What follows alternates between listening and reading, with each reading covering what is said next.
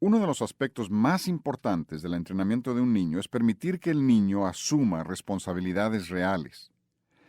El niño necesita ver que su aportación al funcionamiento de la casa es vital. Si se entrena en este sentido, se evitan los conflictos y discusiones respecto a las tareas domésticas cuando los niños sean más grandes.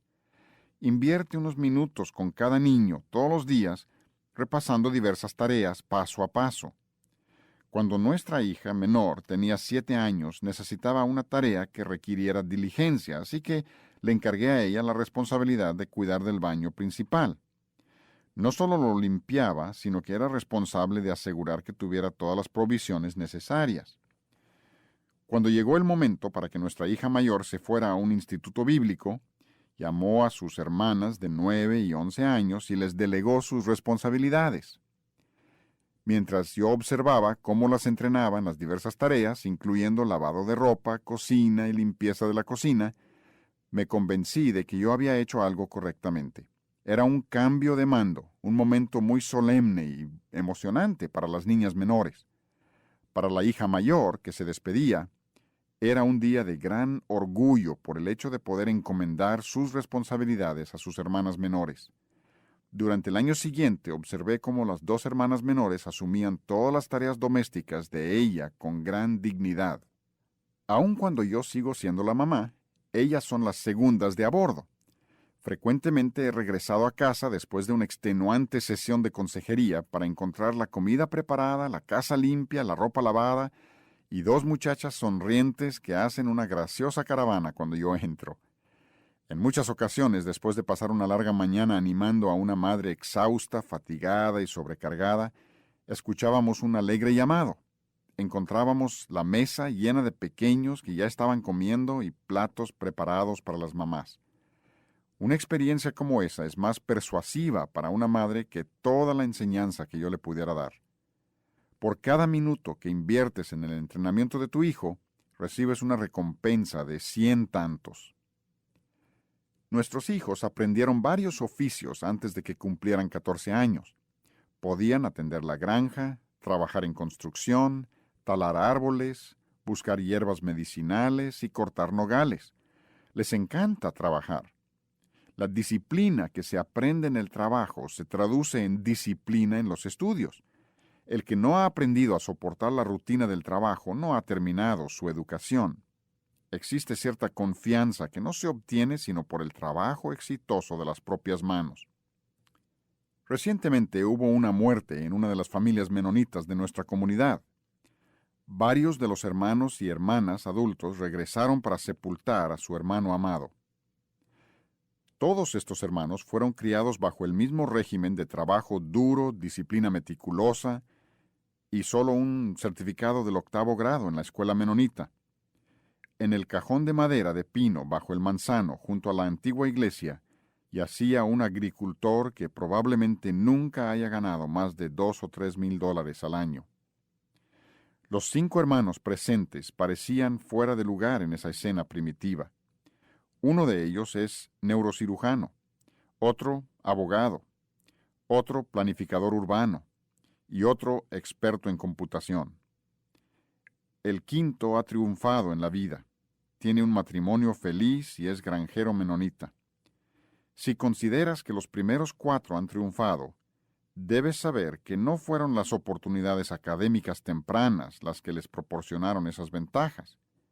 Era la confianza y el empuje que se desarrollan como resultado del trabajo pesado y una meticulosa disciplina en el contexto familiar. Entrenamiento de actitudes.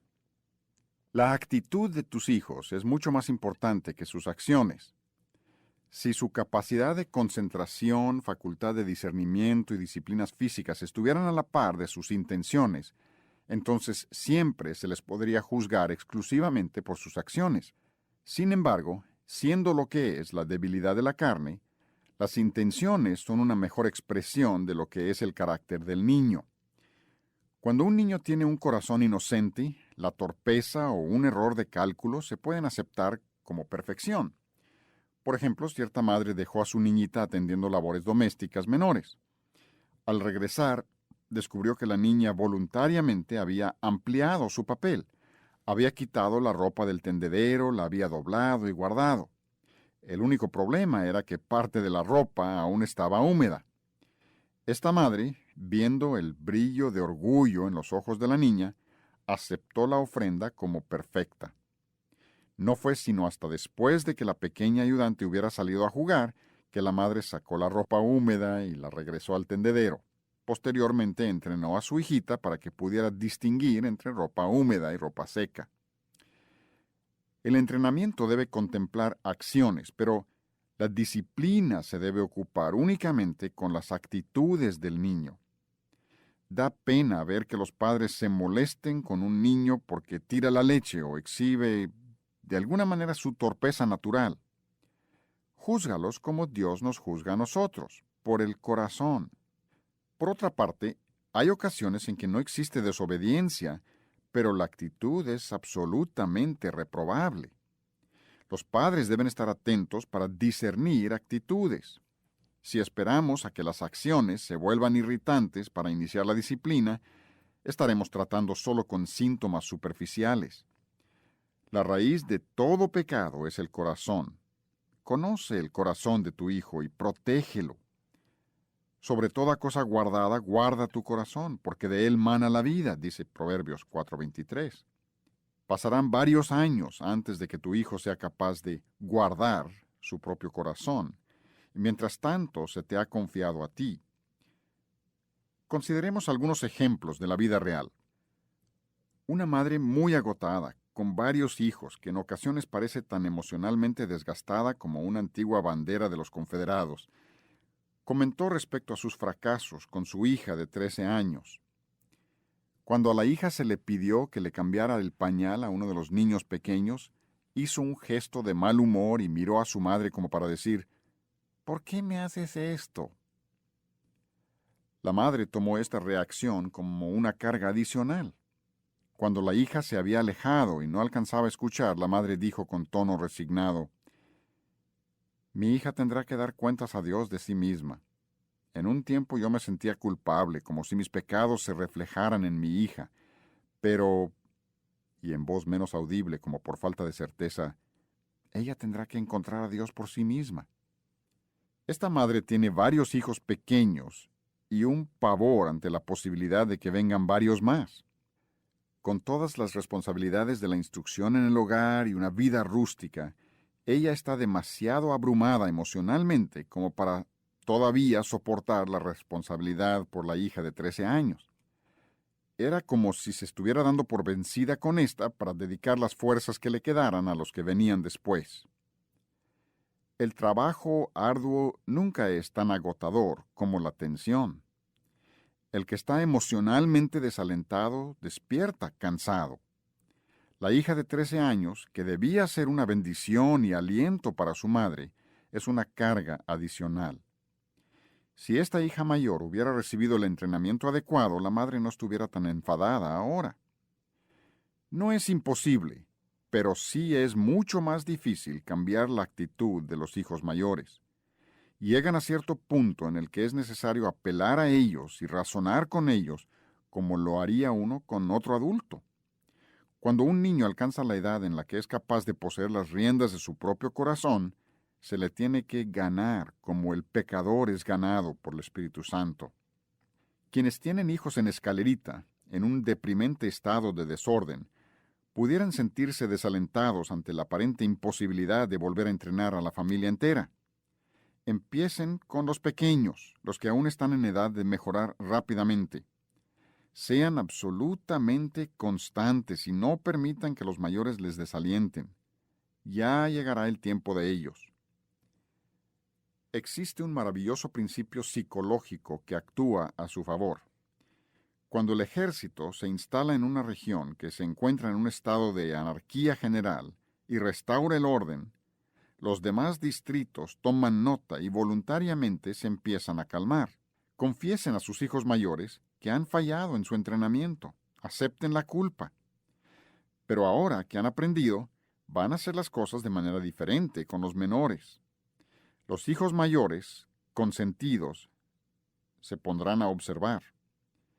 Cuando vean la menor mejoría en sus hermanitos consentidos, se pondrán del lado de ustedes, aunque quizá no lo digan. Cuando estén convencidos de una transformación absolutamente positiva en sus hermanos menores, ellos desearán anotarse en la lista de rescate. Mientras ustedes sigan siendo compasivos, sensatos y benevolentes, se someterán a tu disciplina convencidos de que es para su propio bien. Cuando se lleguen a presentar tiempos de anarquía, tu control los sostendrá hasta que sus sentimientos se estabilicen y puedan ver las cosas más objetivamente. Cuando hayas conquistado a uno, los demás estarán convencidos del rumbo que llevas y estarán más seguros de que es en serio. Cuando encierras a un perro, éste correrá alrededor buscando hasta asegurarse de que no existe ninguna salida y luego se tranquilizará. Una vez que hayas convencido al hijo de que no existe alternativa, se someterá. El amor propio natural de tus hijos hace que asuman la postura más cómoda en determinada circunstancia. Tus hijos se aman a sí mismos demasiado como para resistirse ante lo inevitable.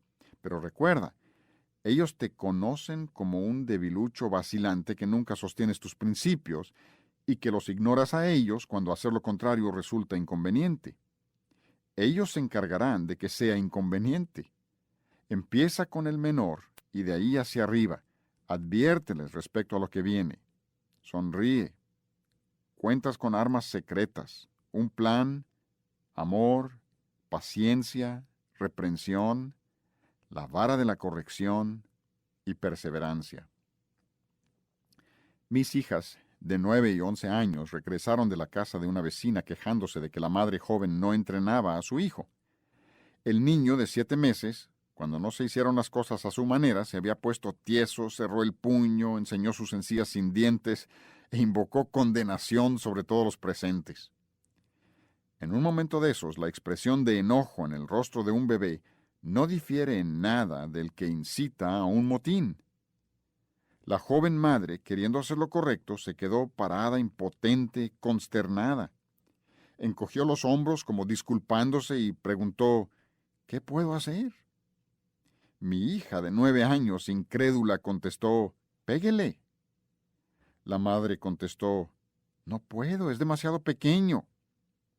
Con la sabiduría de una veterana a quien le había tocado recibir los varazos, mi hija contestó, «Si tiene edad para hacer un berrinche, tiene edad para recibir varazos». Algunos han preguntado, «¿Pero qué sucede si el niño solo grita más fuerte y se enoja más?» Debes saber que si está acostumbrado a salirse con la suya, puedes esperar precisamente esta reacción. Simplemente seguirá haciendo lo que siempre ha hecho para conseguir lo que quiere. Su intención es intimidarte y hacerte sentir que eres un despótico tirano. No te dejes intimidar. Dale más de lo mismo. Varéalo 8 o 10 veces en la pierna desnuda y en el trasero. Luego, mientras esperas a que se calme el dolor, dile palabras calmadas de reprensión. Si su llanto se convierte en un quejido auténtico, herido, sumiso, lo habrás conquistado. Has sometido su voluntad. Si su llanto sigue siendo desafiante, de protesta o cualquier otra cosa que no sea una respuesta al dolor, pégale de nuevo. Si esta es la primera vez que se enfrenta a alguien que es más tesonero que él mismo, pudiera llevar tiempo. Se tiene que convencer de que en realidad has modificado tus expectativas. No existe ninguna justificación para que esto se haga con ira. Si sientes el menor enojo, espera otra ocasión. La mayoría de los padres están tan cargados de culpabilidad y paranoia que son incapaces de llevar esto hasta sus últimas consecuencias. Si te detienes antes de que el niño se someta voluntariamente, habrás confirmado en él el valor y la eficacia de los gritos de protesta. En la siguiente ocasión, tardarás el doble para convencerlo de tu decisión de hacerlo obedecer, porque habrá aprendido que puede triunfar mediante la perseverancia en este episodio en el que ha prevalecido. Una vez que haya aprendido que la recompensa por un berrinche es una variada, inmediata y fuerte, jamás volverá a hacer otra rabieta. Si haces cumplir la regla 3 veces y luego fallas en la cuarta, él seguirá buscando ese punto débil hasta que lo convenzas de que nunca volverá a funcionar. Si los padres comienzan en la infancia frustrando las primeras exigencias gritadas, el niño nunca desarrollará el hábito. En nuestra casa los berrinches eran totalmente desconocidos porque desde la primera vez que se intentaban, hacíamos que fueran contraproducentes. Nunca esperes mejor actitud de tus hijos que la que modelas tú como padre o madre. Padres felices, bien balanceados, que descuidan la vara y la reprensión, criarán hijos gruñones, quejumbrosos y berrinchudos. Pero en una situación en la que uno o ambos padres son un desastre emocional, no se puede esperar mucho de los hijos. El niño será la cosecha del temperamento de los padres. Si la madre es malhumorada, crítica o egoísta, los niños tenderán hacia lo mismo. Si el padre es un bravucón, iracundo o impaciente, sus hijos lo serán también. Si el padre es descortés, exigente e irrespetuoso con la esposa, puedes esperar lo mismo de sus hijos. Si el padre carece de dominio propio o es lascivo, los hijos probablemente sean peores. Dios dice que visitará la maldad, no la culpa, de los padres sobre los hijos hasta la 3ª y 4ª generación. Éxodo 25.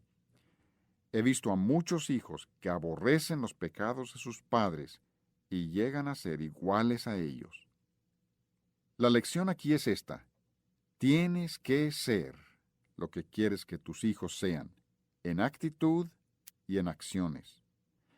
No intentes eliminar lo feo de tu hijo a golpes cuando solo es un exhibidor de tus propias actitudes. Un problema común que se ve con más frecuencia en la madre es el síndrome que no maltraten a mi bebé. Aún recuerdo, cuando yo era joven, haber observado con indignación a un mocoso presumido y fanfarrón que amenazaba burlonamente con darle la queja a su mamá. ¿Cómo es posible que sus padres hayan producido tanta fealdad? Es fácil. Solo hay que sobreproteger a tu hijo e involucrarte emocionalmente en sus pleitos con otros niños. Permite que vea tu enojo cuando lo maltratan sus amigos, la niñera, los maestros u otros adultos. Hazle ver que tú consideras que él siempre tiene la razón y que otros buscan maltratarlo, pero que tú estás ahí para asegurar que se le respete. Y para colmo, cuando alguien mayor que el niño viene a darte una queja contra tu hijo, acusa a esa persona de ser mentiroso. Cuando tu hijo descubra que puede controlar cualquier relación social con sus amenazas y que tú nunca creerás una acusación que se haga contra él, habrás criado una personalidad odiosa. No le hará ningún daño a tu hijo si es acusado falsamente en alguna ocasión. Así es la vida. Tarde o temprano tendrá que aprender a manejar eso. Cuando él sea acusado y tú tengas dudas respecto a su culpa, investiga el asunto pacientemente. Si llegas a la conclusión de que se le ha acusado falsamente, díselo y luego deja el asunto discretamente. Nunca le permitas ver que tomas partido con él para defenderlo. Si llegara a ser golpeado por un compañero, alégrate. Está descubriendo tempranamente lo que es el mundo real. No hagas de él un blandengue. Si saltas para defenderlo cada vez que otro niño le quita un juguete, lo tumba o incluso le propina un golpe en la cara, criarás un llorón social. Cuando exiges que a tu hijo se le trate con justicia, lo estás protegiendo contra la realidad. Entre más pequeños sean, más fácil será que aprendan que no merecen igualdad en el trato. Tus reacciones no evitarán en nada que la vida trate a tu hijo con desigualdad, pero sí pudieras crear una actitud de autocompasión. Si tú eres fuerte, él será fuerte. Mientras yo doy una clase de Biblia, mis 2 hijas ayudan a cuidar una casa llena de niños menores de 5 años. 5 niños menores de 5 ya es una casa llena. Una de las madres regresó y encontró a su hija de 3 años llorando porque había sido maltratada por un chico de menos de 2 años. Todos coincidieron en señalar que el tambaleante preescolar en efecto había provocado un altercado de primera clase sin una provocación justificante. La niña, mayor y físicamente más fuerte, simplemente permaneció sentada en el piso y volvió la otra mejilla, solo para recibir una bofeteada en esa también. En presencia de la niña, la madre la compadeció y criticó a su atacante. Mis hijas observaron la situación detenidamente y en varias ocasiones vieron al pequeño asaltándola. Pero cuando las niñeras detuvieron al asaltante, cesó su mala conducta. La mayoría de sus ataques eran resultado de caídas sufridas al intentar caminar. La niña, lista y en los demás aspectos muy linda, era muy obediente, pero había desarrollado el hábito de exhibir debilidad emocional para conseguir que se hicieran las cosas a su manera. Se queja por todo y parecería que sufre desproporcionadamente con su destino en la vida. La madre joven ha fomentado esta tendencia. Durante las semanas sucesivas, la madre recibía a su niña con un comprensivo interrogatorio respecto a sus sufrimientos en manos del acechador de guarderías de 60 centímetros. Las niñeras se dieron cuenta de que la víctima siempre daba un informe negativo. Se propusieron observar meticulosamente y estaban seguras de que en ocasiones en que no había habido ningún conflicto con el supuesto asaltante, la niña reportaba haber sido atacada. La observaron jugando tranquilamente hasta que llegaba la madre. En ese momento se ponía en pie de un salto y corría a los brazos de su compasiva madre con cuentos de maltrato. Conforme crecían los relatos y la mala fama del tambaleante niño se incrementaba, la madre interrogaba con más cuidado a su hija. Se hacía evidente que la niña emocionalmente débil prosperaba con el papel de maltratada. En cierta ocasión, las niñeras observaron que la niña le decía al niño, «Pégame, vamos, pégame». Cuando finalmente lo persuadió de que le diera un golpecito en la cabeza, corrió con las niñeras quejándose de haber sido golpeada. Esto se repitió en varias ocasiones. Así, cuando llegaba la madre, la niña tenía un cuento de maltrato que nuevamente la convertía en objeto de la compasión de su mamá. En una ocasión, cuando el chico estaba en otra pieza, la niña se dejó caer llorando y quejándose de haber sido golpeada por él. Cuando llegó la madre y las encargadas le dijeron que su hija mentía respecto a los ataques, la madre nuevamente defendió a la niña y negó que su hija pudiera mentir. Me alegro de poder informar que esta madre es una de las mujeres más dóciles que he conocido para recibir enseñanza. Al confrontarla, la madre comprendió que estaba propiciando que su hija se acostumbrara a violar el 9º mandamiento. Éxodo 20:16, no hablarás contra tu prójimo falso testimonio. Además, se dio cuenta de que estaba cultivando una actitud de amargura en su niñita. Se arrepintió e inmediatamente empezó a corregirse. La actitud de la niña empezó a mejorar rápidamente. Una mala actitud es del todo mala, porque ¿cuál es su pensamiento del niño en su corazón? Tal es él. Proverbios 23:7. Sobre toda cosa guardada, guarda tu corazón, porque de él mana la vida. Proverbios 4:23. Si el niño manifiesta la menor inconformidad al responder a una orden o a un deber, debes considerarlo como desobediencia. Si un niño echa el labio inferior para afuera, debes concentrar tu entrenamiento sobre su mala actitud. Una mala posición de los hombros manifiesta un mal estado de ánimo. Considera esto como una señal de que es tiempo de instruir, entrenar o disciplinar. La norma es un espíritu alegre y obediente. Cualquier otra cosa es señal de problema. Para aquellos cuyas familias siempre han estado fuera de control, estas metas parecen ridículas. Para algunos que ven que se tiene esta meta para su familia, esto parece una meta excesiva y poco realista. Acepto que si algunas familias simplemente elevaran sus normas para exigir de sus hijos este nivel de obediencia, sería excesivo. Pero cuando se considera como una remodelación de la familia entera, ya no parece imposible. El mal humor, quejumbres, lloriqueos, pucheros, ruegos y todo lo que se le parezca debe ser erradicado como una plaga. Esto no es solo una meta idealista a la que aspiramos en general, mientras que secretamente aceptamos conformarnos con algo menos. Es la experiencia diaria de muchas familias, incluyendo la nuestra. Como en un jardín bien cuidado, sí salen hierbas malas que se tienen que desarraigar, pero nunca se les da oportunidad de que echen semilla. Sí surgen problemas, pero la base de entrenamiento que hemos descrito provee la certeza de tener un próspero jardín de niños.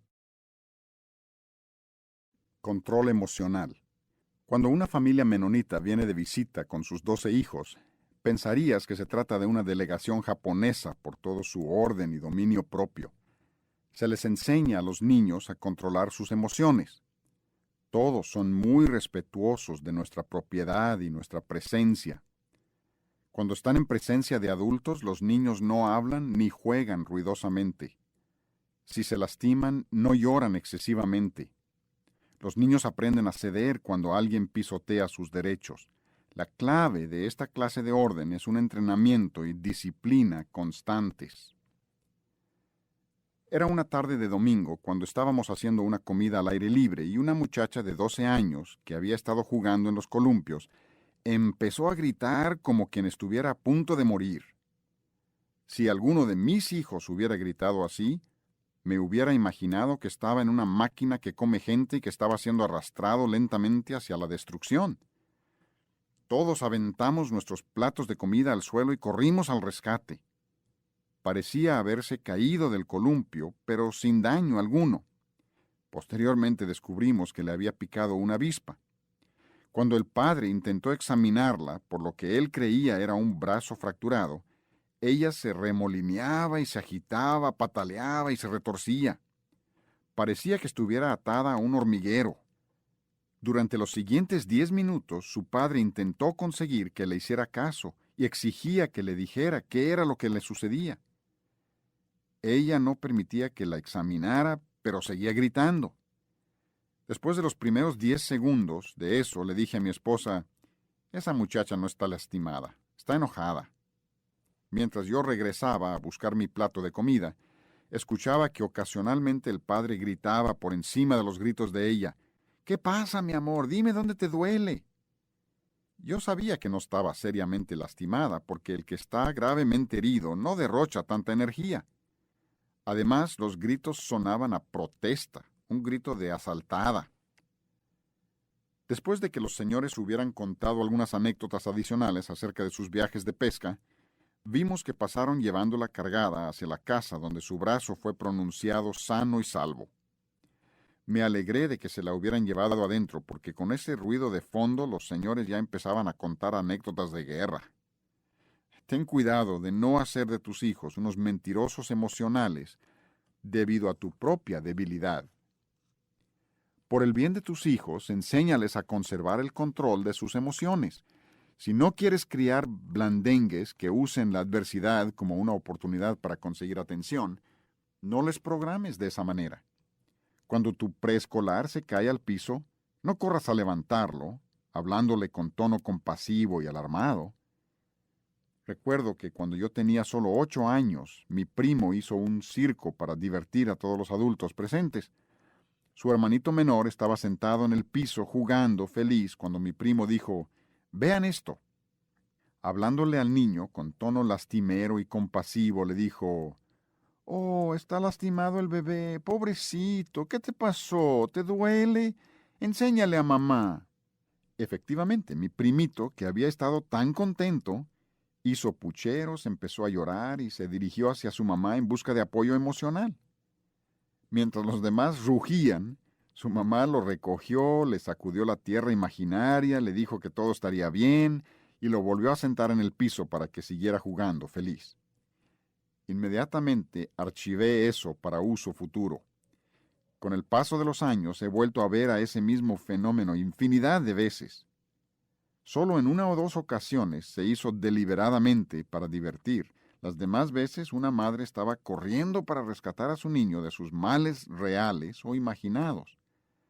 La única que lo estaba disfrutando era la madre compasiva. Cuando yo era joven, decidí que jamás iba a criar blandengues. Cuando un bebé se caía y se golpeaba la cabeza, fingíamos ignorarlo. Si un pequeño se lastimaba, lo dejábamos tirado un momento, que llorara, luego se subiera para intentarlo de nuevo. Cuando a un niño se le volteaba el triciclo o se tropezaba en la tierra, dejábamos que lo resolviera solo. Cuando los jóvenes chocaban sus bicicletas y se pelaban las rodillas, no les hacíamos caso, excepto quizá para decirles, no debes andar tan aprisa hasta que aprendas a montar mejor. Venían a la mesa a comer y veíamos rodillas ensangrentadas o manos talladas y decíamos, ¿qué te pasó, tigre? Ah, nada. Me resbalé en la curva con la grava suelta. Creo que la próxima vez lo haré mejor. Ten cuidado, no te vayas a fracturar un hueso. Ahora bien, nuestras respuestas o falta de ellas no eran por indiferencia. Muy al contrario, en ocasiones teníamos que detenernos el uno al otro para permitir que nuestros hijos aprendieran las lecciones de la vida. En los casos en que era necesario administrar atención médica, lo hacíamos con calma y eficiencia para luego regresarlos a su juego. Tu reacción es fundamental para el desarrollo de carácter. No desearás producir un adolescente y finalmente un adulto que se hace daño cuando necesita atención. Cuando yo era joven, vi que una muchacha adolescente rechazada por su novio se fingía herida. Conozco a una mujer adulta que se lastima cada vez que se trastorna emocionalmente. Si en tu familia estos extremos nunca se presentan, de todas maneras será más agradable vivir con un niño, adolescente o adulto que no sea un llorón. Además, el futuro marido de tu hija te agradecerá que la hayas entrenado, y tus hijos serán mejores hombres. Cuando nuestra primera hija era una niña pequeña, posiblemente de 7 u 8 años, levanté la mirada y vi sobre su cuello una araña solitaria café. Su mordida es muy venenosa. Donde muerde puede destruir hasta medio kilo de tejido. Mi hija había aprendido a confiar y obedecer. Le dije, no te muevas. Se quedó como congelada. No movía ni un músculo.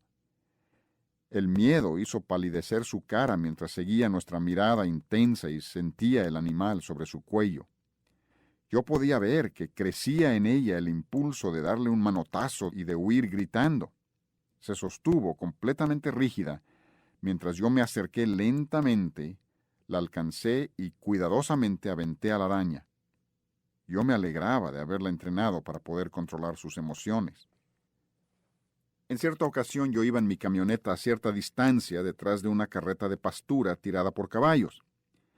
De pronto un pequeño, como de 4 o 5 años de edad, cayó de la parte posterior de la carreta al camino de grava. Nadie se había dado cuenta y la carreta siguió adelante. Sentí el impulso de ir a rescatarlo, pero él saltó sobre sus pies y corrió a alcanzar la carreta. Después de varios intentos de subir, alguien lo vio y tendiéndole la mano lo subió a la carreta. Se sentó, se sobó los sitios lastimados y prosiguió al campo. Él no esperaba que el mundo se detuviera simplemente porque él estaba tirado en el camino con excoriaciones. Me imagino el escándalo que se hubiera hecho si esto le hubiera sucedido a un niño moderno, consentido y sin entrenamiento. Cuando los gateadores o arrastradores lloran, debe haber una justificación legítima. Si tienen hambre, dales de comer. Si tienen sueño, acuéstalos a dormir. Si realmente están lastimados, dales tiempo para que pase el dolor. Si están físicamente incómodos, ajusta su ambiente. Si están mojados, cámbialos. Si tienen miedo, abrázalos. Si están malhumorados, disciplínalos para que controlen su egoísmo. Si están enojados, dale varazos. No permitas que tu hijo permanezca enojado. Satisface las necesidades reales y haz que su llanto egoísta sea una experiencia desagradable. La madre debe tener cuidado de prever las verdaderas necesidades del bebé y satisfacerlas en el momento y a los niveles oportunos. Sin embargo, cuando se le permite al infante obtener control sobre su ambiente por medio de lloriqueos, es el niño el que está entrenando a los padres. Entrenamiento contra desenfreno. Los hábitos tempranos perduran toda la vida. ¿A qué se debe que algunas personas obesas se sienten impulsadas a comer cuando se sienten emocionalmente trastornadas? Cuando se enojan o se deprimen, van al refrigerador en un intento de manejar los problemas. Mujeres grotescamente obesas me han dicho que no estarían gordas si no fuera por su impulso de sepultar sus desilusiones bajo una panza llena. Ahora, no intento definir la causa de toda obesidad, ni tan siquiera la causa única de alguna, pero por lo menos es un factor que contribuye en algunos casos. ¿Cómo se estableció esta relación? Es extraordinaria la tendencia humana o animal de aceptar el acondicionamiento. Cada vez que pienso en una naranja e imagino comerla, siento una reacción muscular en la mandíbula. Experimento la acidez de la naranja cuando aún está en el árbol en Florida. Mediante experiencias repetidas, he sido condicionado de esa manera. Es involuntario. No puedo evitar la respuesta programada. Cuando un bebé es amamantado, existen limitaciones físicas en cuanto a la frecuencia y el horario de su alimentación. En el bebé alimentado con biberón, aun cuando el biberón se use después de un año de lactancia materna, el biberón se convierte en una poderosa niñera. Es posible calmar al niño con trastornos emocionales con sencillamente introducir a su boca un chupón sintético. A medida que entra el alimento, sale la tensión y la ansiedad. Un niño iracundo se puede apaciguar con un chupón o un biberón. Es posible dormir al niño con alimento. Puedes conseguir alivio de casi cualquier estado mediante un biberón o un chupón. ¿Qué es lo que le estás haciendo a tu hijo? No solo no está aprendiendo dominio propio, sino que está aprendiendo a manejar los problemas metiéndose algo a la boca. La adicción a los cigarrillos no es solo por la nicotina. ¿Has observado que la persona que deja de fumar frecuentemente traerá algo en la boca? Muchos árboles han sido consumidos, palillo por palillo, por exfumadores que intentan apaciguar su adicción. Muchas personas obesas no apetecen alimentos al inicio del día, pero conforme se acumulan las responsabilidades del día, su nerviosismo las impulsa hacia el refrigerador. Por la tarde y la noche, cuando los problemas del día se han acumulado, el refrigerador se convierte en su apoyo emocional. Estoy convencido de que los padres que promueven consuelo mediante alimentos o la sensación de mamar están entrenando a sus hijos para que sean desordenados y desenfrenados. Templanza es uno de los frutos del Espíritu, Gálatas 5:23. Padres, si ustedes no solo complacen el apetito de su hijo, sino que realmente lo usan como medio para comprar obediencia, ¿qué están inculcando? Recuerden que el primer pecado humano tuvo que ver con la comida. La primera tentación que el diablo le puso al Hijo de Dios tuvo que ver con la comida. Dice Proverbios 23:2, y pon cuchillo a tu garganta si tienes gran apetito. Hay un principio espiritual pertinente a esto que es mucho más profundo. Permitir, o lo que es peor, fomentar, la falta de dominio propio en alguna área es condicionar al niño para que sea desenfrenado en general. El ejemplo de desenfreno de los padres en cierta área pudiera manifestarse en el hijo mediante una falta de dominio propio en otra área. Algunos hijos sienten tanto rechazo por la debilidad de sus padres que ponen cuidado especial para no caer víctima de esa debilidad. No obstante, el ejemplo de desenfreno en los padres se manifestará en otra área donde el hijo no está en guardia. Padres que son inmoderados en cuanto a la comida pudieran tener hijos flacos que se vuelven desenfrenados en cuanto al sexo. Padres que son inmoderados en las posesiones pudieran tener hijos que son desenfrenados en cuanto a las drogas. La falta de moderación en cualquier área es un pecado grave y destructivo. tus hijos segarán lo que tú siembras. Gálatas 6, 7 y 8. No os engañéis, Dios no puede ser burlado, pues todo lo que el hombre sembrare, eso también segará.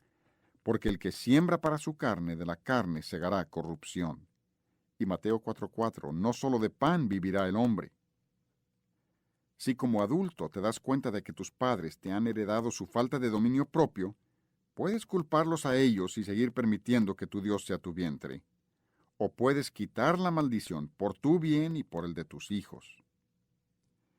He observado con tristeza cómo muchos hijos han sido instruidos en el arte del desenfreno egoísta por el ejemplo de padres que acumulan para sí mismos y para sus hijos las cosas de este mundo. Un hijo criado con abundancia de aparatos comerciales amontonados para su placer es mucho más propenso a la envidia y la codicia que el niño pobre que encuentra satisfacción en las cosas sencillas de la vida. El niño que crece sin privación alguna tiene una gran desventaja en la vida real. Nunca consideres que tu prosperidad sea una ventaja para tus hijos. Es una desventaja por la que necesitas compensar. Considera las palabras de Jesús respecto a las desventajas del rico en los pasajes bíblicos de Marcos 4:19, Lucas 12:15, 1 Timoteo 6, del 6 al 19, y Santiago 5, del 1 al 5. El bravucón. Una de las reglas, más bien un principio en nuestro hogar ha sido: si no es divertido para todos, no es divertido para nadie. Donde hay más de un niño, un juego limpio de lucha frecuentemente degenera en abuso. Nosotros evitamos al máximo intervenir. Si los niños tenían un conflicto social, procurábamos dejar que lo resolvieran. Es inevitable que se establezca la ley del más fuerte, pero si se llegaba a extremos o si ellos recurrían a nosotros, entonces interveníamos para arbitrar. Imaginemos un caso muy posible. Una de las niñas está tratando de inflar un globo mientras su hermano, varios años mayor, quien normalmente es muy amable con sus hermanas, le impide lograr su objetivo y se ríe ante sus impotentes objeciones. Al inicio ella está participando en el juego, pero pronto ella se cansa y empieza a resistirse en serio. Él está tan divertido que continúa con mayor vigor tratando de frustrar los esfuerzos de ella. Ella se está molestando y se queja. Él ríe más fuerte. Ella se empieza a resistir físicamente, apartándose, agitando los codos y gritando: «¡Déjame!». Él obstinadamente persigue su meta de demostrar su pericia como campeón desinflador de globos. El padre pregunta: «A ver, ¿cuál es el problema?». «Ah, nada, solo estábamos jugando», dice el hermano.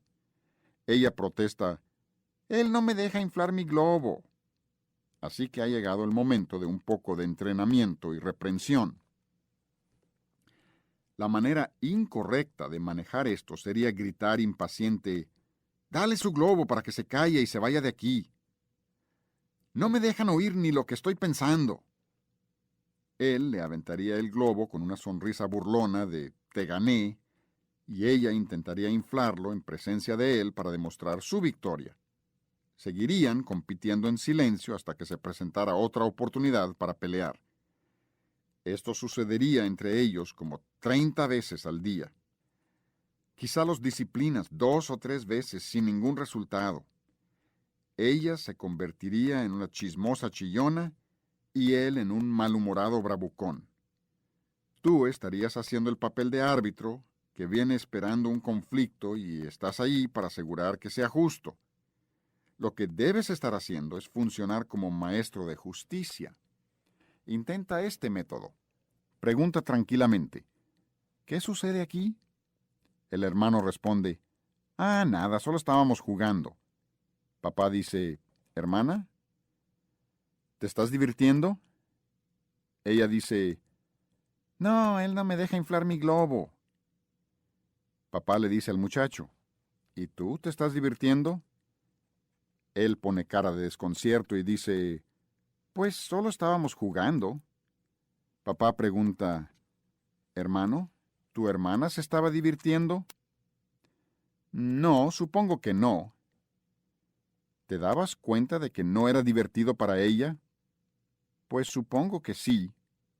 ¿Cómo que supones? ¿Creías que ella se estaba divirtiendo o no? Bueno, yo sabía que a ella no le divertía. ¿Tú te estabas divirtiendo mientras ella sufría? Silencio. ¿Puedes divertirte haciendo sufrir a otros? Silencio. Él baja la mirada al piso. Mírame, ¿cómo te gustaría si alguien más grande que tú te tratara así? No me gustaría, contesta él. Luego yo repetía mi frase famosa. Si no es divertido para todos, no es divertido para nadie. Hijo, ¿sabías que Hitler y sus hombres se estaban divirtiendo mientras otros sufrían? Ellos reían mientras niños y niñas gritaban de dolor. ¿Quieres llegar a ser como Hitler? Completamente quebrantado, contesta, no, papá, no quiero llegar a ser como Hitler. No era mi intención hacerla sufrir. Hermana, lo siento. ¡Qué excelente entrenamiento! El hermano y la hermana terminarán unidos y comprensivos uno del otro. La hermana perdona porque ha visto el arrepentimiento de él y lo compadece por la tristeza que siente. Ella se siente atraída a él. Él será más protector de ella. Ambos han sido restaurados. Tu reprensión conducirá al arrepentimiento únicamente si el muchacho percibe que tú eres genuino. Si él detecta en ti una ausencia de la benevolencia que enseñas, no se arrepentirá. Solo se volverá duro y amargado. Si él ha asumido ofensa por la manera que tú le hablas a mamá, no expresará arrepentimiento mientras tú no expreses lo mismo. Si el muchacho no manifiesta arrepentimiento después de que es claro que entiende el asunto, será apropiado variarlo. Luego seguir reprendiendo y razonando con él. Si persiste en no arrepentirse para perdonar y amar a su hermana, entonces será obvio que tiene un problema más profundo, arraigado, uno que requerirá que se restauren relaciones. Latigazos religiosos. Me he sentido alarmado al ver que los padres usan a Dios para intimidar a sus hijos y conseguir que les obedezcan. Un niño se ha portado mal y la madre advierte, no debes hacer eso, eso no le gusta a Dios.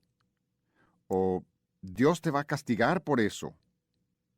Otra, mamá no lo verá, pero Dios sí lo ve. ¿Qué entrenamiento más negativo y contraproducente? Si controlas a un niño amenazándolo con desaprobación divina, llegará a aborrecer a Dios y desechará la religión en cuanto tenga edad para actuar en forma independiente. Sucede con gran frecuencia. Nunca, repito, nunca uses a Dios para intimidar o amenazar a tus hijos para que se sometan. Harás que el niño asocie a Dios con condenación y rechazo. Cuando yo era adolescente, estuve en un campamento de verano donde varios muchachos empezaron a alborotarse una noche. Los directores, enojados, los disciplinaron obligándolos a sentarse a leer la Biblia. Como a las 2 de la mañana yo me levanté para sentarme allá afuera, como dice Deuteronomio 23:13, y los vi ahí sentados con la Biblia abierta en sus piernas y caras malhumoradas. Siendo aún joven, pero amando la escritura yo mismo y sin saber nada de psicología, me entristecía por lo que yo sabía que sería el resultado de esta disciplina. El personal estaba condicionando a estos jóvenes para que aborrecieran la Biblia. Con un ardiente resentimiento en sus corazones, cada vez que fijaban la mirada en sus páginas estaban asociando la Biblia con un espíritu amargado. 3 o 4 horas de esto podría crear una aversión por la escritura que con reforzamiento adicional podrían continuar por toda su vida. Conozco a una madre que obliga a sus hijos a buscar versículos bíblicos como castigo. El ejercicio mismo podría ser un buen entrenamiento. El único problema es que se usa como una manera de manejar la rebeldía. La rebeldía se debe resolver con la vara y corrección. No usen su tiempo devocional como una junta de conciliación y arbitraje. El culto familiar nunca debe ser un momento para poner a alguien en el banquillo de los acusados. A nadie le gusta que lo llamen a la oficina del director. Cuando yo era estudiante, el director de la escuela era el que se encargaba de los varazos por ofensas graves. Ha pasado casi medio siglo y aún me siento incómodo al entrar a la dirección de una escuela pública. El director y yo tuvimos un par de enfrentamientos serios. Un día de estos voy a hacer una efigie de un director de escuela y luego le voy a decir que se incline y se coja los tobillos. Por otra parte, cuando veo gises de colores, recuerdo a la profesora Johnson, mi maestra de dibujo, sentada posando sonriente para que la dibujáramos. Si me fuera posible, yo regresaría allí para pasar horas con ella. ¿Qué recuerdos y asociaciones estás archivando en el subconsciente de tus hijos? Enseña la Biblia en tu hogar. Asígnales la tarea de buscar versículos sobre paciencia, amor, fidelidad, etc. Pero no lo hagas como respuesta a los fracasos de ellos en alguna área. Si tuvieran alguna debilidad que requiere instrucción, espera hasta que haya desaparecido la presión y la condenación antes de asignarles una tarea que tiene que ver con su debilidad. Si hubiera sentimientos de culpabilidad, la lección solo les hará sentir mayor condenación y aislamiento que la vara no puede absolver. Cuando la enseñanza acerca de Dios se imparte independiente de tu disciplina, ellos sentirán la libertad de establecer una asociación sin sentirse vigilados o calificados.